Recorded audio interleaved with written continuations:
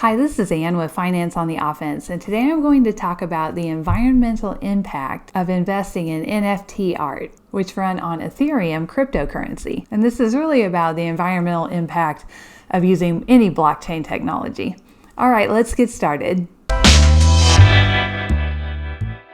Alright, so if you don't know what NFT or crypto art is, I actually made another video a few weeks back and you can check that out. It'll be up at the top of your screen right here if you want to take a look. So you're probably wondering, well, if NFTs are digital, how do they hurt the environment? The short answer is NFTs use Ethereum, which is a cryptocurrency like Bitcoin, and they both use blockchain technology, and blockchain technology is very inefficient and it wastes a lot of electricity. Blockchain technology is a kind of database, and it uses a linear chain of blocks. Each block has an encryption that pulls some of the information from the block before it, and that means that a chain of transactions can be verified. So if someone invests in an NFT and then sells it to another person, and that person sells it to another person and so on, the blockchain allows all of those transactions to be traced. So that means that you can trace an original artwork, even one that's digital,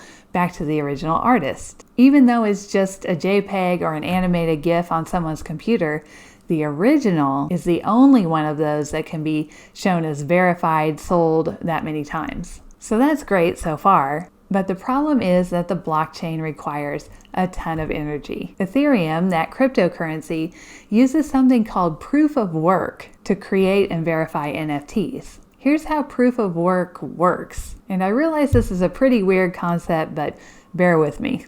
Basically, Ethereum miners use a supercomputer to solve a cryptographic puzzle, and they compete against other Ethereum miners to be the fastest one to do this. So their computers are generating tons and tons of different numbers to try to guess the answer to this cryptographic puzzle. Anyway, the first miner who gets the right answer is rewarded with 2 Ethereum, and they get to add a block to the blockchain. 2 Ethereum today is worth about $5,000. The thing is, it isn't easy to win.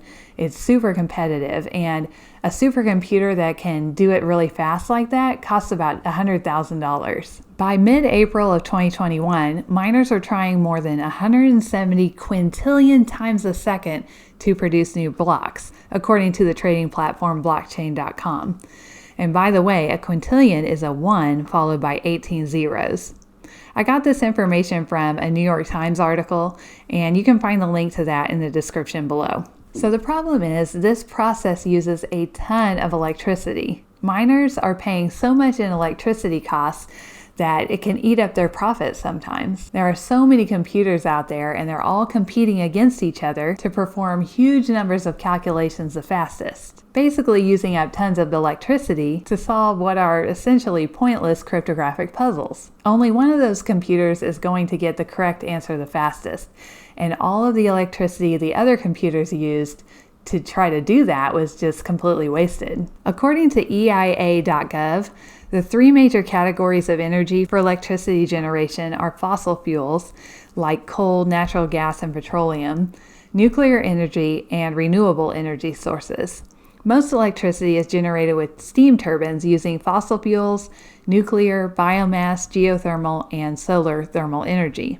So that's why the blockchain isn't environmentally friendly. It just wastes so much electricity. According to that same New York Times article I was talking about earlier, every time someone creates a normal NFT, it's the equivalent of driving 500 miles in a gas-powered car. Some research has shown that mining on the blockchain uses more electricity than entire countries. There are some options on the horizon that could help with this problem.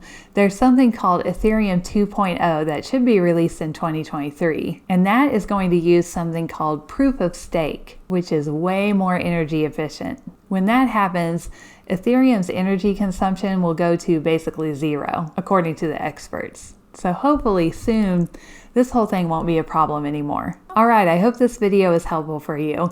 This is such an abstract concept that it can be kind of hard to understand, but I hope that the environmental implications of NFTs, Ethereum, and blockchain are a little more clear now. Alright, if you like this video, please click on the like button, and I'll see you next week with another Finance on the Offense video. Thank you!